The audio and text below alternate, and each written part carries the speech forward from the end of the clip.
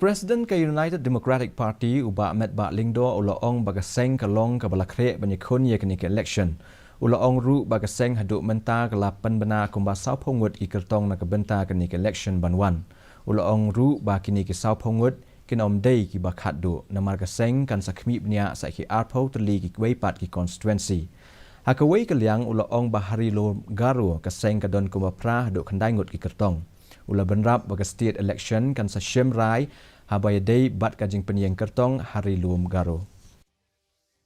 In my speech that the first list was 32 and the second list was 2, so it was 34, then the third list was just 1, and we made the announcement at the Moblang constituency, and today we have announced 5. So all those names which you have been asking me from time to time, so those were the names that we have been given. So all in total comes to 42.